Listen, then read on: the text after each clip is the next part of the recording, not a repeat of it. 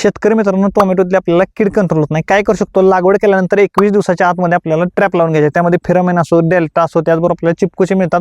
वेगवेगळ्या शेपचे आपल्याला वेगवेगळ्या कंपनीचे ट्रॅप पाहायला मिळतात. ते ट्रॅप कोणतेही तुम्ही ट्रॅप लावू शकता. त्याचबरोबर दुसरी गोष्ट काय, त्या ट्रॅपच्या आतमध्ये आपल्याला जी ट्रॅप सल्यूटचे जे लूर मिळत असते ते लूर लावून घेणं अतिशय गरजेचं आहे. लूर लावल्यामुळे लूरच्या वासाने या ठिकाणी आपले जे पतंग किडा आपल्याला पाहायला मिळतो तो आकर्षित होत असतो आणि या ठिकाणी आतमध्येच अंडे घालायच्या अगोदरच ते मरण पावतो आणि जे मल्टिप्लिकेशन आहे ते देखील थांबलं जातं. त्यामुळे आपल्याला अशा प्रकारचा प्लॉट मित्रांनो पाहायला मिळतो.